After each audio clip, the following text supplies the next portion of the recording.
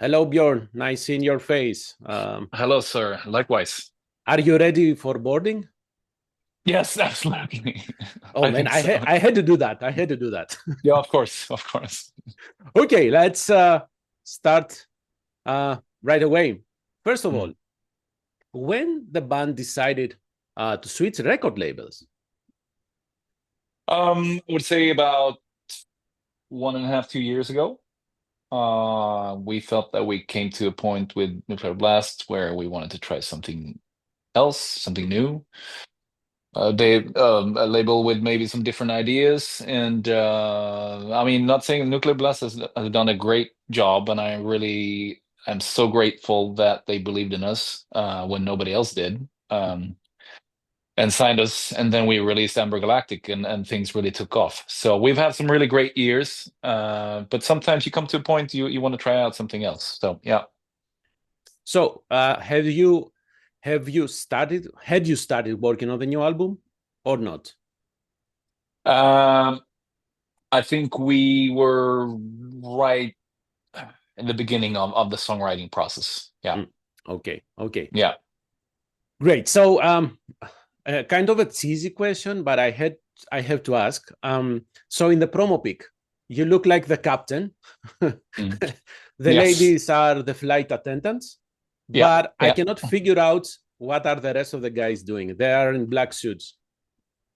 Yeah, I guess yeah, that's a very good question. I mean, it's we obviously have the gimmicks, but we I think it would be too much if we actually dressed the other guys in steward outfits. It becomes we like to be on this level where we have the gimmicks, but we're also very serious about what we do, and we felt that some good old Motown classic suits, black suits, black tie and white shirt would be really tasteful and fit really well. Okay, I was hoping for Yeah. you to tell me Men in Black, but hi. Okay, sure, sure. That works too. Yeah. Okay, how long did the process of making Give Us the Moon take? I would say about like 1.5 to 2 years. And we've had several different sessions. We didn't record the whole album in one, so to speak. And that's usually how we work, how we operate. We book a long weekend or a weekend or a week at the most and get together in the same studio like we always go to, Nordic Sound Lab. And we hang out, we don't only record. We drink, we cook, and record some songs, It's a great hangout rather than, booking a studio for 1.5 months and being there every day, you know, just hearing the same songs every day. I think you need some distance to it, and I think this our way of producing music is it really works for us, and we like to spread things out and get some distance, and this I think with this album we have some extra time, to really let the songs marinate and let them rest for a bit. And I think it was a very positive thing for us. It was a successful recipe. Honestly, I think if every band could afford in the general manner, they could Mm. do that. It's always better, right, to work on something, then take a break, then return to that, rather than bang it out, Yeah, go yeah, straight on. Um, yeah. True. so usually in metal, although I do consider the Night Flight Orchestra metal, we will get to that. The Mm. song starts with a riff. Yeah. So in the case of Night Flight Orchestra, how much the keyboards or even the vocal melodies are the instigators for a song? Right. I mean, it varies, I would say. I usually come up with either a vocal melody or a guitar melody, and then I build things around it. There's been times when I've had a situation where it started with a keyboard melody as well, but it's usually me hearing something, that has to do with vocals and melodies, and then I usually build something around that, with the guitar or the keyboards. So And that mind is always spinning. And that's why everybody's kind of the same in this band, super productive, super creative people, and that brain is never stopping. There's so many songs and so many recordings, and we're building this vault, of songs that we have, and sometimes we pick some songs up again that might have not been working on the previous album because we didn't really feel it at the time, and then suddenly we're in the studio for the new album. It's like, oh, what about that song? It's like, oh, I haven't listened to that in a while. It's like, okay, and you pick it up. And it's like, you know what? This feels more like this album. And then you pick it up and you kind of, sort of change things around a little bit with arrangements and add stuff, and it might turn into something completely different. But that's usually how we work. But yeah, to answer your question, it's always about the melody and then building things around it, and it's usually vocals if you ask me. So It's yeah. kind of the old school way, right?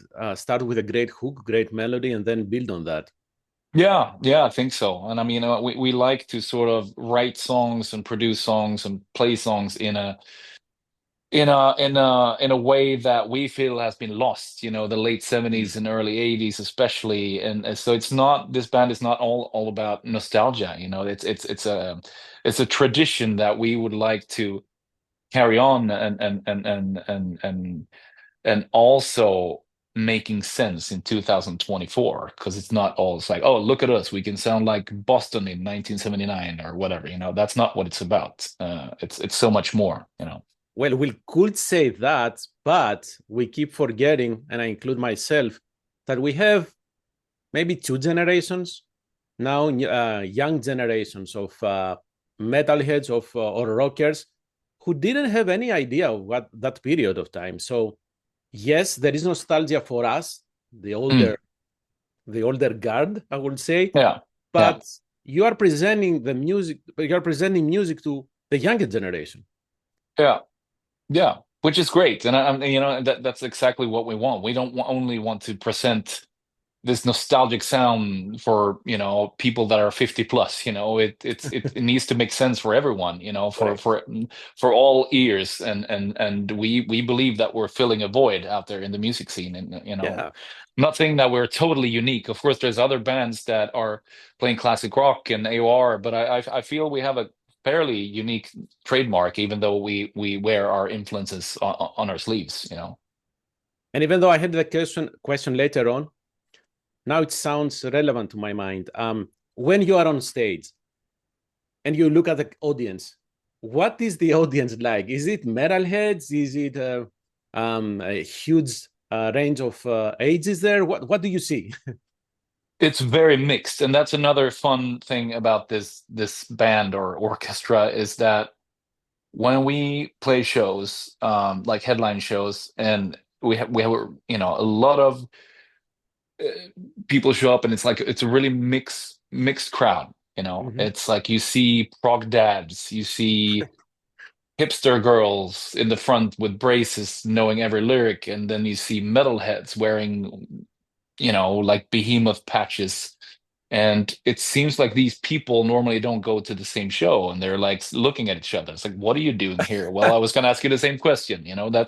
So it has a unifying factor, this band, which is really cool. And at the end of the night, you see all these different people dancing together. Yeah, it's fantastic. Yeah. Mm. Couple of decades ago, liking bands like the Night Flight Orchestra will be, a guilty pleasure, a secret pleasure, because we didn't want to admit that we like these songs, right? Right. Yeah, no, I mean, people call it a guilty pleasure. I mean, I've never really been ashamed of any music that I like. Maybe me as a teenager, or I was very much of a metalhead. I mean, I'm still a metalhead, but it's like I already at that time I was listening to a lot of different types of stuff. So I never really got the part where you have to feel ashamed of what kind of music you listen to, because I Not mean the it same, only. but personally, I Yeah. was not admitting that. I was, Yeah, I mean, maybe you were not showing it off, right, at least. right. No, no, okay, yeah, yeah. No, no, I understand, but yeah, I guess we have that kind of unifying factor, and we've become a band that it's okay to like, and it's Oh okay to yeah, absolutely. show it off even. So yeah, that's cool. Absolutely. After all, we Mm. claim that the metal scene is inclusive, right? We have everyone. It is. So Yeah, you are doing exactly that. yeah, So let's talk exactly. about the album. Yeah. And it's interesting the aspect of the lyrics in the band. So Mm. I was tracking the lyrics. So you have London, Uzbekistan, Australia, Canada, Yeah. France, Italy. So how do you come up with this flight plan? Well, it comes. It's a very spontaneous thing. Sometimes it can be as easy as like when you listen to a song, you get a lot. I mean, that's the thing about this band. It generates so many pictures in your mind, and it's really a soundtrack of being in motion. You know, that's always what we wanted to provide. So it quite easily comes to you like when you see these pictures. It might be in a city, or you're on your way to somewhere, but it's also real life stories, you know. And I had to write about Melbourne because I mean I've been to Melbourne so many times. I think I've been there like 11 times, 12 times, touring a lot with SOILWORK, and there's always something interesting happening there. And we went last year with the Night Flight Orchestra for the first time on our first Australian tour. And right before well, actually, on the day that I flew out, I got to know that my mom had breast cancer. So it was a really rough time, and to have to make that long journey all the way to Australia, knowing that, you know, it's tough, you know. And going there, and then we did the tour, and I think we wrapped it up in Melbourne, and I had to stay strong for all these shows, and you know, we had a great time, and the crowd was great. But then I kind of after the Melbourne show, that was absolutely electric, and I kind of just broke down because I had to stay, you know, strong for so many days and keep up the spirits. And it was a wonderful experience. And then to be around my bandmates and kind of just broke down in tears and of joy, and also, you know, it was a special time, and I had to write some kind of a tribute, you know. Because and then and she's fine. My mom is fine, and knock knock knock. And so she's you know, this was more than 1 year ago. So she did the full treatment, and she's back on track again. So That's yeah, that's great to hear. I'm sorry that you yeah, had to go because I was about to comment that in that song, Melbourne May I, you have mm, the 10,000 miles. So going yeah, there 11 times, you know exactly the distance from yes, Helsingborg. But I definitely do. I cannot imagine you sitting in a plane in a long flight and wondering all the different type of thoughts. Scenarios and Yeah, yeah, exactly. Yeah, yeah. and It was tough. it's great to hear that everything Mm, went well. yep. Thank you. Okay. Speaking of lyrics and the stories, so you have Yeah. Paloma there. There is a song called Yes. Paloma. Is that inspired from an actual story? It's The a name sounds too yeah. specific. Yeah, I know, I understand. No, it's a real life story. It is, and it's actually about me and my wife's friend, who's a stewardess, and she started to date the pilot, who turned out to be an absolute asshole. And he didn't treat her very well, but she kept on coming back. And in the end, I got so frustrated that I had to write her a liberation song. So her name is not Paloma, but Of course. because I didn't want to out her name, obviously. But then we last year we played a festival with the Night Flight Orchestra in Alicante in Spain, Mhm. and on the flight home there was a stewardess named Paloma, and I was like, that name, there's just something about Paloma. And then I started writing the liberation song for our friend, but I used the name Paloma instead. To have like sort of like a fictional character, but it's based on a real life story. So it became her liberation song, and I wrote most of the lyric in the air that Of afternoon. course, man. So Of course. yeah, Not flight of orchestra. course, true story, true story. Does your friend know that you wrote a song about her? Yes, yes, she knows, and I don't know, she broke into tears and was so happy when she saw it. So yeah, That's that's good. great. Yeah, Give us the moon. So that song, again, about the lyrics, it's funny. I love the melodies, but my attention got gravitated towards the lyrics. It sounds so relevant for what is happening in nowadays world, everybody, all around, even though there is that nostalgia that we talk about with through the melodies, that's so relevant. So everybody's looking for improvement, right? And change. This is the message that you're trying to convey with these lyrics, right? Yeah, no, exactly, and everybody expecting for things to get better by themselves somehow, and then meanwhile we're just longing to be somewhere else, and we're just like, can things just get better? But we also need to start with ourselves, you know. So I mean, I know that sounds very pretentious, but that's really what it is. That's true, you know. So it's quite a serious lyric, I would say, you know. I mean, I'm very serious about my lyrics, and sometimes we have some gimmicks here and there, but you know, there's always that balance, of course. So yeah, that song is us trying to we expect things to happen by themselves without our, you know, us making an effort, you know, and we tend to forget about that, and then meanwhile we're just like escaping and distracting ourselves, and you know, wanting to be somewhere else, which is also natural. I understand, you know. I'm doing the same things too. So it's no preaching. It's more like a throwing, you know, kind of like a thought out there. So food for thought. News flash for everybody: wherever you may go, you will never escape yourself. No, 100% true. Yeah. So how you mentioned your wife, and she's the one drawing the cover artworks, right?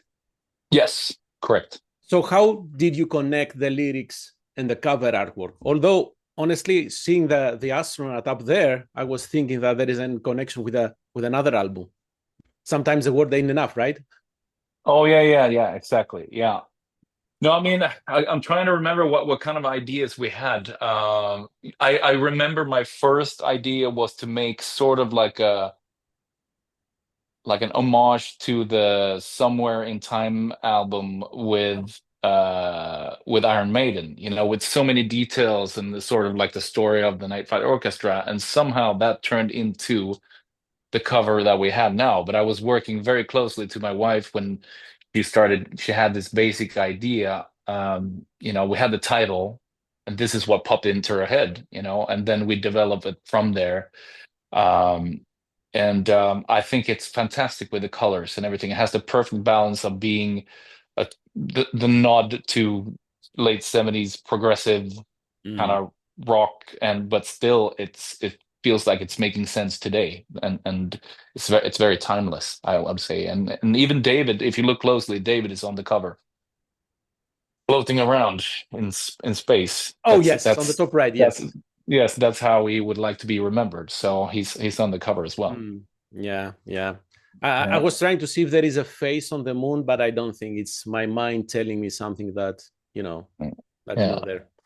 Yeah, I mean, you can look at that cover for a pretty long time, you know. It's it really sucks you in, and that's exactly what we wanted. So I think it's beautiful. That's a good tribute, though. Okay, so you have the tour for the next year, right? January 30th until February 24th. Will you be adding more dates in Europe, or those are the ones? No, I mean, I'm sure there will be. Somehow it's a bit harder to book full tours. There's a lot of festivals out there and a lot of like one-offs, but booking full tours is so much competition. Everyone's out there, but we will definitely try to add more European dates next year, and if not next year, definitely in the beginning of 2026. Because with this tour that we're doing, yes, it's a European tour, but we're not really covering all of Europe. So yeah, there's definitely more to be done. Is your flight gonna cross the Atlantic? Yeah, I mean, it will be for sure doing the Prague Power Festival. And then we'll see if we can add some stuff around that. That's our goal. But now, you know, visa costs have tripled in America. It's absolutely insane, and the same goes with tour buses. And we're 8 people, but we're working really hard at making something happen because we have quite a fan base in North America, it seems like. So yeah. Absolutely. I'm in Chicago, just making sure. Yeah. Cool. Yeah. We would that would definitely be one of the cities we should hit up, Great. What is the latest from SOILWORK? We are slowly approaching some kind of a songwriting process, and we will start working on the new album next year. Next year will mostly be a Night Flight Orchestra year, but we will still write the new SOILWORK album and possibly record it in the end of next year. So I would say first half of 26 we will see a new album. So yeah, it's gonna take some time, but yeah. Should I ask about Act of Denial and then Lord in Vain? Well, I mean, these are more session bands. I'm not really a full-time member, it's all session bands. I do quite a bit of session stuff and guest stuff, and they're all really great bands. Lord in Vain, it's like it's a band with friends from back in in my hometown. We were hanging out when we were teenagers and decided to do project a couple of years back, and yeah, it's very different, very punkish and industrial, and so I'm really all over the place. Oh yeah, I was thinking that you may have your own festival, your Björn. Yeah, not a bad idea actually. Well, think about it. You will be singing for 4 hours or 5. Okay. Yeah. I'm not sure if you want to do that. Spread it. It's going to be like a week. It's going to be like Hellfest. It's going to last for a week. Björn's Hell. Yes, exactly. Björn's Hell. How many videos should we expect for the upcoming album, Night Flight Orchestra? At least 3. Okay. Have you started shooting or? Yeah, I mean, there's already one out for Shooting Velvet that we released about a month ago, and the next one is going to come now in, I would say, very soon, about maybe 10 days or 2 weeks, something like that. Perfect. Yeah. Björn, thank you very much for your time. Have a great rest of your evening. Have safe flights. Thank you, sir. Thank you. And great shows. And hopefully we'll see the Night Flight Orchestra here. Yes, we're going to work hard on it. So it's going to happen at some point. Perfect. Thank you very much again. Thank you so much for the support. Hope to see you soon. Have a great. Bye-bye. Okay. Bye-bye.